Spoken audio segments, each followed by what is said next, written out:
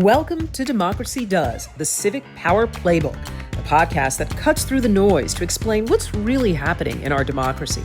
Each episode breaks down key issues with insight from policy experts and change makers, giving you clear tips to take action. Whether you're fired up or feeling stuck, you're in the right place to get informed and get inspired, because democracy works best when we all participate. Hi, everybody, and welcome back to another edition of Democracy Does, the Civic Power Playbook. Today, we are joined by Doug Carlson. He is an attorney who works as the registrar at the University of California, San Francisco. He has also spent years researching and monitoring postal policy and regulation. He recently provided testimony on the Postal Regulatory Commission about the changes to the postmark rules that are happening that are going to affect us all. I'm really grateful to have you here today. Thank you so much for being with us. And I want to, first of all, just start with something very basic, which is, tell me how important the Postal Service is to people. How important is it? I consider the Postal Service to be an essential public service on the level of a utility like electricity, water, sewer, garbage pickup, and so forth, the kinds of services that we expect in a modern, high productive, industrialized society. It's a service that you want to be there when you need it. It's similar to 911 service. Some people don't use the mail very much anymore. Most of us don't use 911 service, but it's sure nice to have it when you need it. And the reason why we're talking today was because there have been some changes to postal regulations that I think a lot of people don't know about. And one of the biggest ones that I believe will impact people is the changing to when a piece of mail is received versus when it's postmarked. Can you talk about that? Well, let's zoom out a little bit and then come back in to focus on what is and isn't changing. So for many years, decades, there's been an understanding and an expectation among the public, and similarly an operational practice on the Postal Service's side, that an item that's deposited for collection by the posted collection time will be postmarked on that day and dispatched into processing and transportation on that day. So if you go up to the post office at 4:30 p.m. and the collection time is 5 p.m., you mail a letter, you expect it to be postmarked that day and to be started on its journey on that day. And there might be some exceptions in actual practice and expectations if you were simply leaving a letter for your letter carrier when he or she comes to home or business to pick up mail. And maybe that carrier doesn't make it back to the post office before the final dispatch truck departs. But essentially, if you really care about when a letter will start its journey, you would mail it by the posted collection time, and it would be postmarked and start on its journey. And so the Postal Service is making a change that's affecting parts of the country, but not all of the country. And so the typical practice was that incoming mail would arrive in the morning, sometimes 5 o'clock, 6 o'clock, 7 o'clock in the morning. The carriers would take the mail out on their delivery routes during the day. And then at the end of the day, a truck would come and take all the outgoing mail that was collected at the post office, blue collection boxes, and by carriers on their routes, transport it however far was necessary to the processing center, and during the evening and nighttime shifts, it would be processed, sorted, and transported. So the change that the Postal Service is making is called regional transportation optimization. So if a post office is located more than 50 miles from a regional processing and distribution center, which we'll talk about in a moment, then that post office will have only the morning transportation. So the incoming mail will come from the processing plant to be delivered that day, and that truck will leave the post office a short time later and take the outgoing mail, which will be yesterday's collection mail. So if you were to show up at a post office affected by what I'll refer to as RTO, at 1 p.m. on Monday, and you say, I'd like to mail this package, you mail the package, it will sit overnight until Tuesday morning before it starts its journey.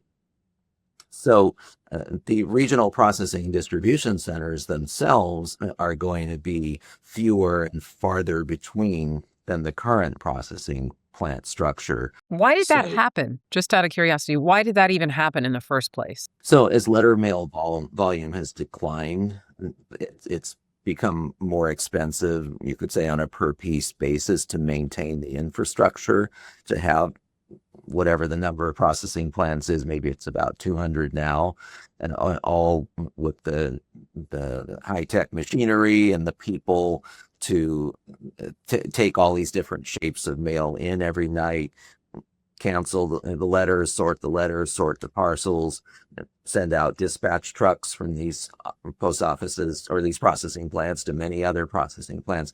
If you're doing that 200 places a day, that's more expensive than if you're doing it in 60 places a day. So this change to RPDC is important because what might be 50 miles or a post office that might be less than 50 miles away from the processing plant today may be more than 50 miles away from the processing plant of tomorrow. So a post office that today you would think would not be RTO actually would be subject to RTO because of its distance from this future regional processing and distribution center. Who decided that? The Postal Service said that they did modeling to figure that 50 miles was about the right distance to draw the line. I think the Postal Regulatory Commission questioned or criticized that methodology. Ultimately, though, if you're going to do RTO, there is going to be a line. It wouldn't make sense to have it 5 miles from that regional center. It probably doesn't make sense for it to be 100 miles or 200 miles. And because the farther you are away from the regional processing distribution center, the more the transportation costs. And if you're trying to reduce truck trips every day, then every trip you can eliminate is money saved. And the longer those trips were, the more costly those trips were. Okay, so this is a cost-cutting measure. So let's zoom back in then. What does this mean for the everyday customer? I think that we can assume that most people understood that the day you mail a letter is the day that it starts on its journey. Absolutely. That's why people, rush to the post office to send something, whether we're talking about taxes or a mail-in ballot. Yes, that is understood. And many recipients have just taken this expectation of how the Postal Service processes mail to set deadlines based on that postmark date. If you want somebody to do something by a particular date, you can have a received by deadline or you can have a postmark deadline. Yes. And postmark deadlines tend to be more friendly to the mailer because the mailer may not know exactly when his piece of first class mail is going to arrive, either because he doesn't know the service standards or it could be late. So can you imagine the cost to the country if every tax return back in the paper filing days had to be received by April 15th versus postmarked by April 15th? It would put huge uncertainty and cost onto the public just to get something there by that deadline. So the relying on the postmark has been an efficient way to run certain kinds of business. And the Postal Service has tried to say in this new regulation, don't rely on us.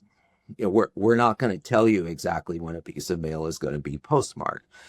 And that is exactly my big concern is they're shifting from an understanding that most people had of when mail would be postmarked to telling you, well, it might not be, but they're not telling you when it will be postmarked. Exactly. Because basically, from what I read in your testimony and what I understood from my research was that basically when they get to it, they kind of get to it. And when it's postmarked, like you can drop it off on a Monday if it gets processed, maybe on a Tuesday. That's okay. Maybe on a Wednesday. Am I understanding that correctly? So they're not telling you when it's going to be postmarked. And so I want to mention something else, but to try to keep this linear. So in the 1990s, the early 1990s, the Postal Service implemented what was called the external first class measurement system. And it consisted of a contractor, which was Price Waterhouse at the time, depositing bundles of test mail to recipients who would then report the day they received their mail. So it was designed to literally be an external system. People other than the Postal Service deposited the mail. People other than the Postal Service has said when they got it. And so when the Postal Service first implemented that system, they discovered that there was a pretty significant problem with postmark delays, either missed collections from collection boxes or early collections, or the mail getting collected but not making it to the processing plant. And so they put in place a variety of sometimes quite extraordinary measures to make sure that they were not missing collections, because those missed collections would reduce their their performance scores for the mail, and managers' bonuses were tied to those performance scores. So that was all a good thing, because in my experience, missed collections and delayed postmarks shrunk to almost zero for a substantial period of the following few decades. So the Postal Service eliminated EXFC about 5 or 6 years ago and moved to an internal measurement system that does not in the same way catch early or missed collections. And I think at the same time, they have probably reduced some of their extraordinary measures to avoid delayed postmarks, because they happen all the time now. Most recently, this past Saturday, a mail that I sent here in San Francisco. And before that, a couple of weeks earlier in Las Vegas. I could probably give you a dozen examples just in 2025 of missed or delayed postmarks. So that's a problem that's going on right now. So that even if we knew when our mail was supposed to be postmarked based on the collection time on the box, even that's become a little bit unreliable. But now you layer on top of that unreliability that most customers don't know if they're living in an RTO area. Exactly. Exactly. How would you even know that? So most people don't know the term RTO. They don't. I didn't know it until I was researching it. And so the problem is that the Postal Service refuses to change collection times or collection labels on boxes to indicate when people can expect their mail to be postmarked. And the proposal that I've been pushing in both my testimony and the Federal Register comments is that here's how it would work. So if you're in an RTO office, the collection time on the box would tell you when that mail is going to be removed, and then you could put an asterisk next to that collection time to say the mail would be postmarked the following day.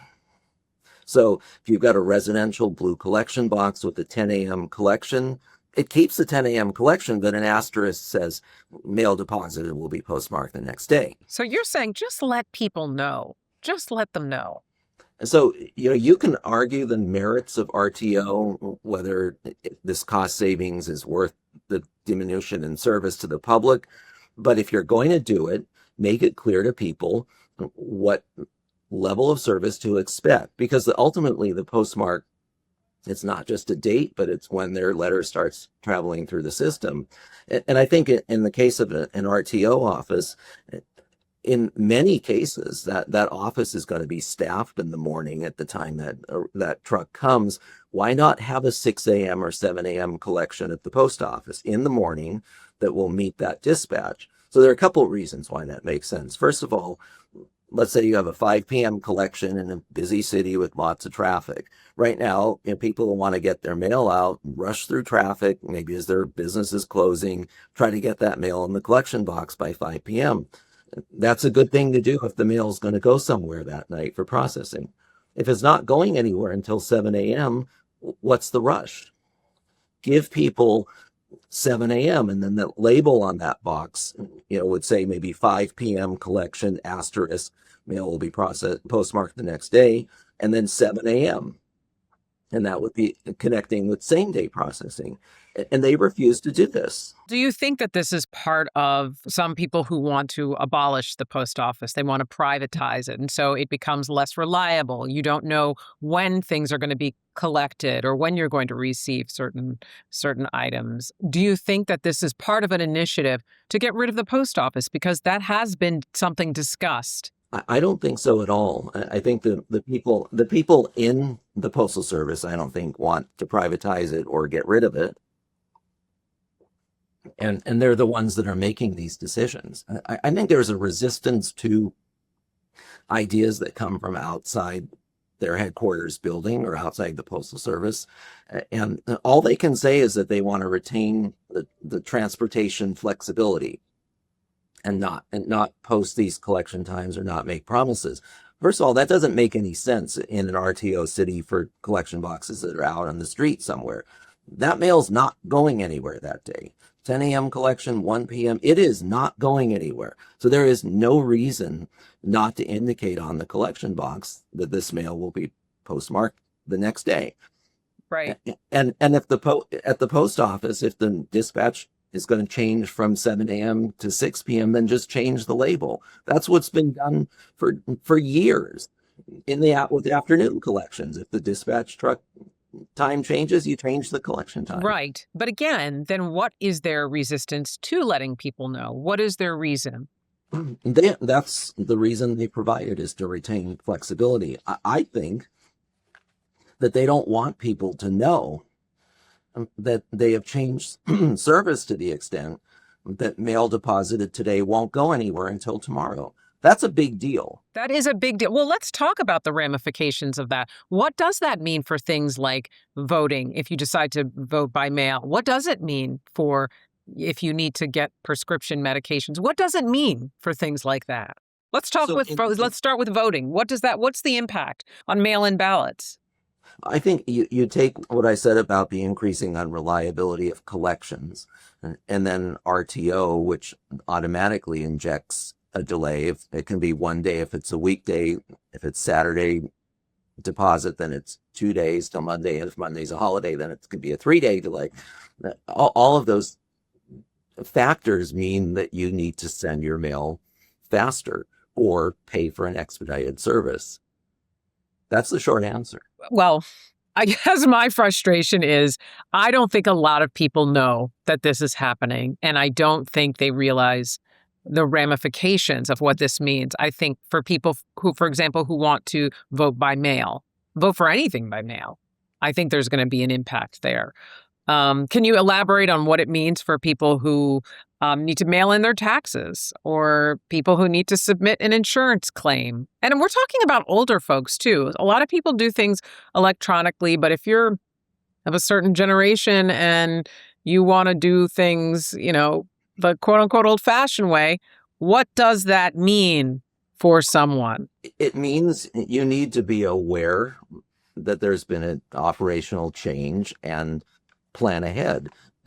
And I'll give you an example. Last year on April 14th, 15th, since I'm interested in the Postal Service and mail, I like to send mail from different places. So I had a state tax return that I needed to send, and I was going to be in Connecticut on April 14th and 15th. And so I thought, well, I'm not positive whether the city I'm going to has implemented RTO yet. It's definitely more than 50 miles away. So I will mail this tax return on April 14th, just to be sure. And guess what? It wasn't postmarked until April 15th.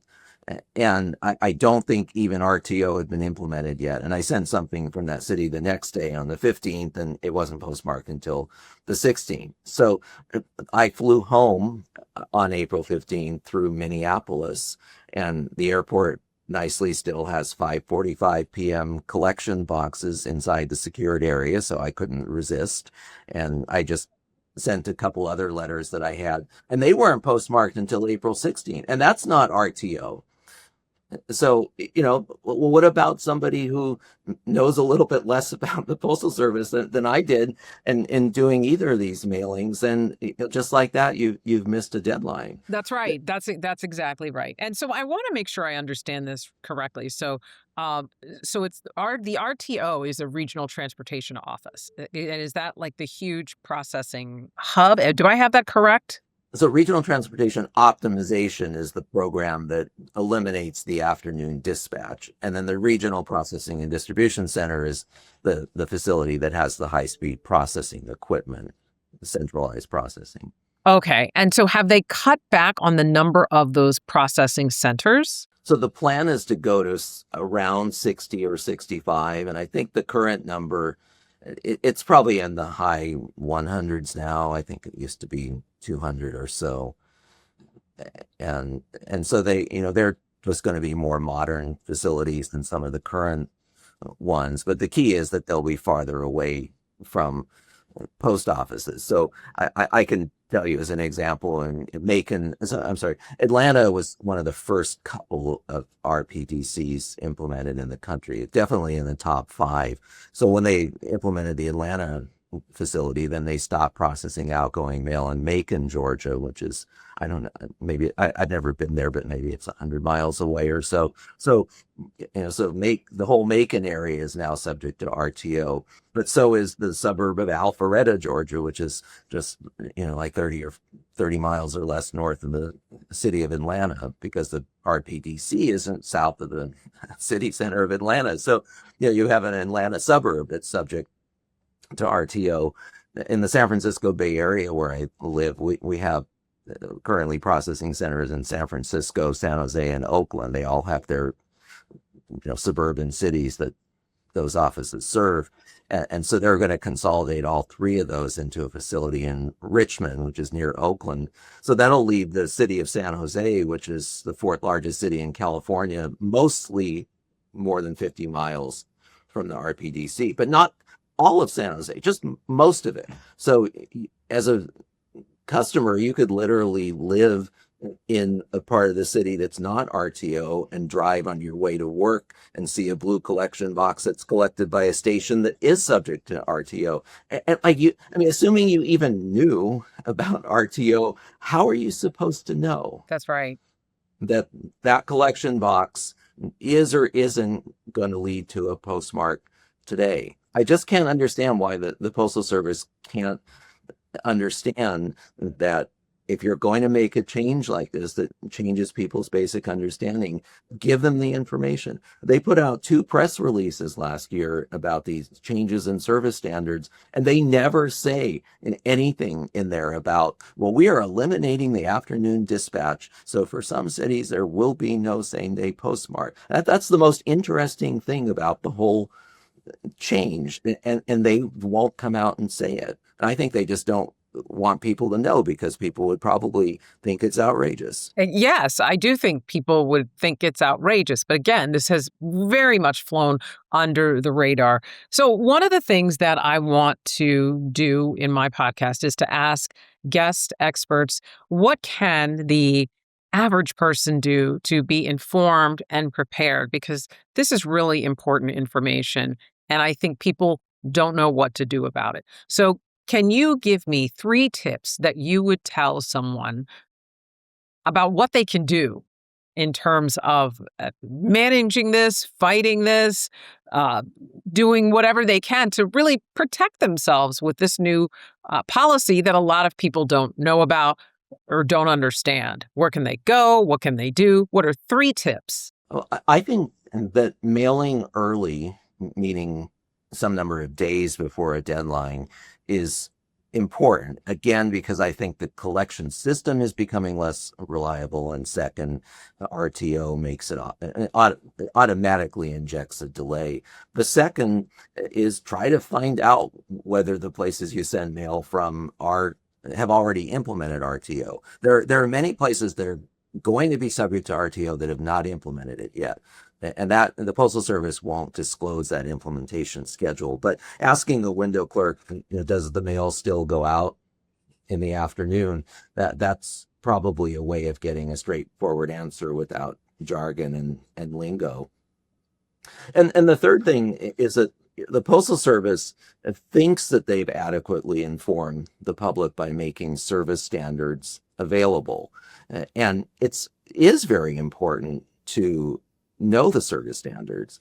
And I think most people don't. I won't put you on the spot. I could ask you some questions, but You can, and I probably wouldn't know. That's okay, but I appreciate that. okay, so I'm still on point 3, but we'll take a slight detour. So if you are sending a letter from Washington by first class mail to Boston, how long do you think it's supposed to take? I would think it would take maybe 3 days, So that's correct. How about New York? maybe about the same, or maybe 2 days. So New York is 2 days. How about Chicago? That's 3 days. How about Dallas? I would say 5 days. So that's supposed to be 4. Oh. And how about San Francisco? I would say a week. I would say 7 days. So that's supposed to be 5 days. Oh. So, I think you have a sense of how long mail is supposed to take. You're not exactly right, but you have a sense. And I think that's all just mixed in with your personal experience. If you were paying a bill and the recipient were in Los Angeles, you'd be thinking, okay, probably a week. If it's New York, maybe I should allow 2 or 3 days. So the Postal Service does have service standards available on their website from a 5-digit zip code to 5-digit zip code. And the reason the 5-digit zip code is important is that they are incorporating the RTO into that service standard. So if you put in the 5-digit zip code of an origin office, and that is RTO, they're going to build in that extra day. And if you're not RTO, then it won't be. So even though to me that's great, that's information that should be made available to the public, it's by far insufficient to expect people just writing first class letters and people are not going to look up this information. It's a very esoteric piece of knowledge for the average person who is hustling, just wants to get their bills out and their paperwork out the door. But that is number 3. If you want to be informed, then being aware of what the service standard is, is a good way of figuring out how long your mail might take after all these changes have been implemented. Okay, so plan early. If you physically go to the mailbox, ask when, or the post office, ask when something is being processed, and then inform yourself. That's right. Okay, excellent. Doug Carlson, thank you so much for doing this. I really, really appreciate it. It's so important right now, especially as, tax season is going to be right around the corner.